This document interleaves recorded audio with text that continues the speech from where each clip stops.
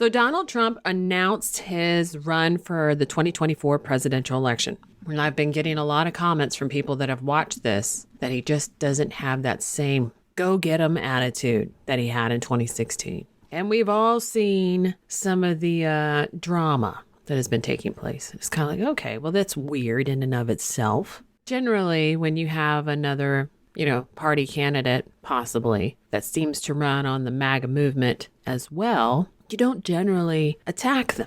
But you know what? One is investigated to high heaven and back, and the other one, all the corrupt loonies want to live in his state. So I think that speaks for itself. But what do I know?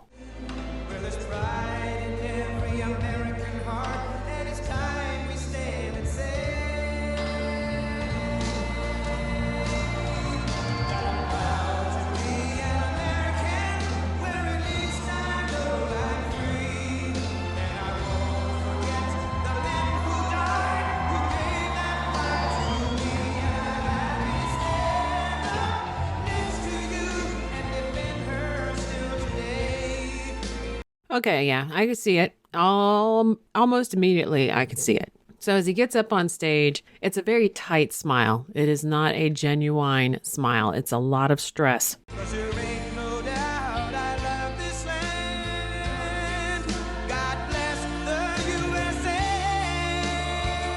I mean, he still stands with his strong demeanor. You don't see defeat in him. I think if you actually ever saw defeat in this man, it'd probably be about time for us to run and hide. But we do see stress. We see those tight lips, and the face is not in a happy, that full face, full head smile is not there. I'm about to run for president. Yeah.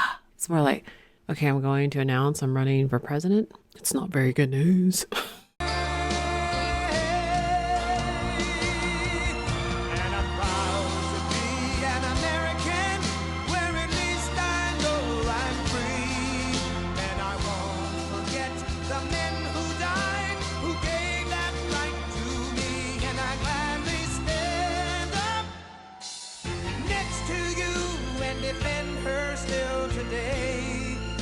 There ain't no doubt I love this land.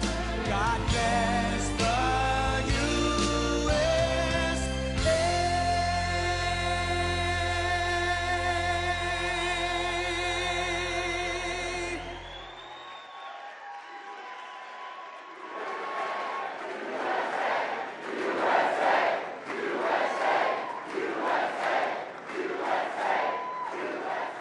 Well, thank you very much. And on behalf of Melania, myself, and our entire family, I want to thank you all for being here tonight. It's a very special occasion at a very special place.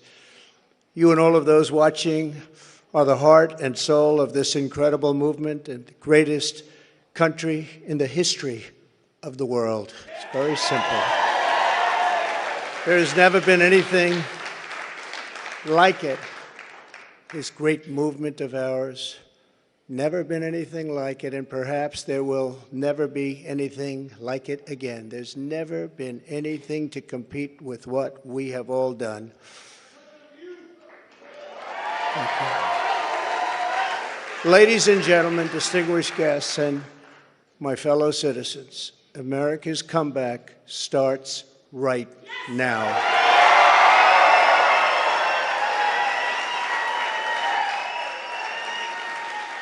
2 years ago, when I left office, the United States stood ready. There's anger in that. I let that play just a little bit too long, but starts right now. Now, the thing that I have noticed with Mr. Trump is that when he does that, when he pulls it back in his jaw, he shows his teeth, comes back like that. It's almost like his version of smiling in the sense of it's positive. It's positive. It has stress on it, but it's positive. And the lack of it, and it's kind of like, oh, okay, starts right now. And then there's hardly anything there. Now, he walked in with this stress. We don't know what in the world is going on in the after and the before of this conference, but it sure is stressing him out. Instead of jobs and factories leaving America for China, they were, for the first time ever, leaving China for America.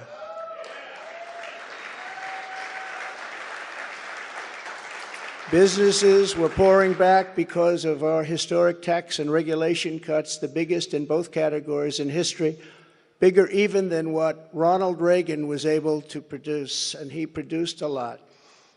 China, Russia, Iran, and North Korea were in check and respected. They respected the United States, and quite honestly, they respected me. I knew them well. I knew them well. The vicious ISIS caliphate, which no president was able to conquer, was decimated by me and our great warriors in less than 3 weeks, and al-Baghdadi, its founder, was hunted down and killed. North Korea had not launched a single long-range missile since my summit with Chairman Kim Jong-un nearly 3 years before. We developed a relationship, and that's a good thing, not a bad thing. It's a good thing.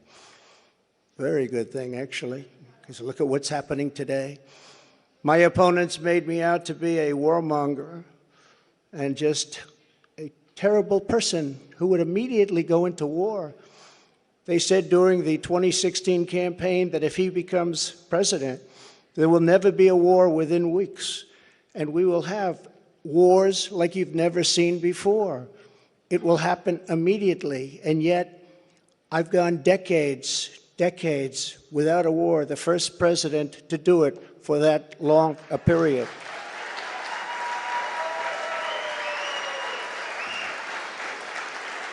The world was at peace, America was prospering, and our country was on track for an amazing future because I made big promises to the American people, and unlike other presidents, I kept my promises. I kept them.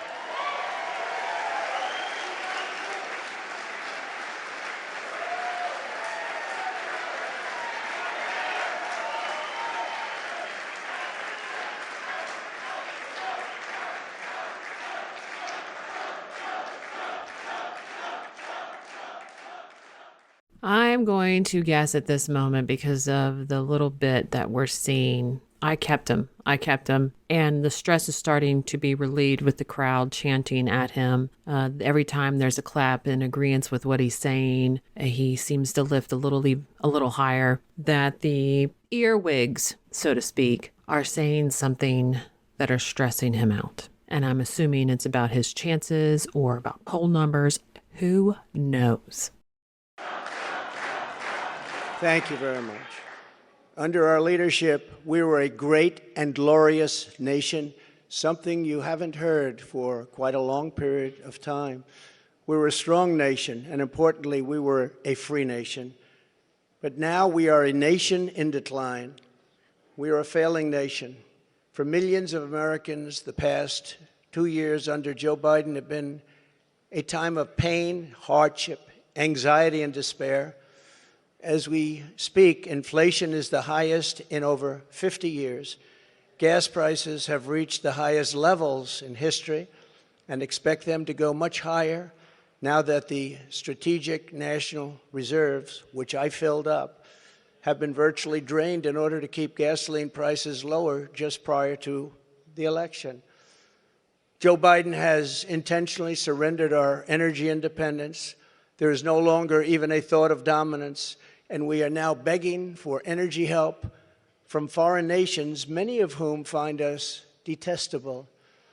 Our southern border has been erased, and our country is being invaded by millions and millions of unknown people, many of whom are entering for a very bad and sinister reason. And you know what that reason is.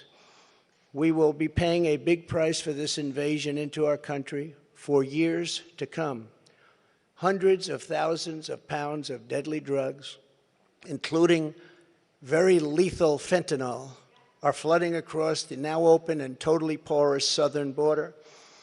The blood-soaked streets of our once great cities are cesspools of violent crimes, which are being watched all over the world as leadership of other countries explain that this is what America and democracy is really all about. How sad. The United States has been embarrassed, humiliated, and weakened for all to see. the disasters in Afghanistan, perhaps the most embarrassing moment in the history of our country, where we lost lives, left Americans behind, and surrendered $85 billion worth of the finest military equipment anywhere in the world. And Ukraine, which would have never happened if I were your president, are something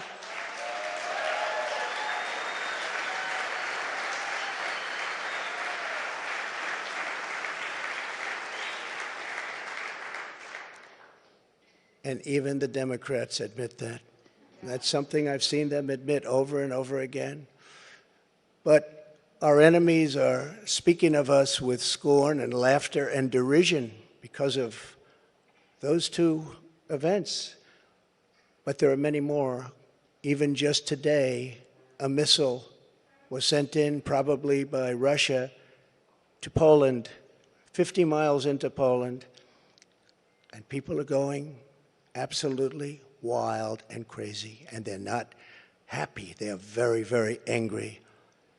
Now we have a president who falls asleep at global conferences,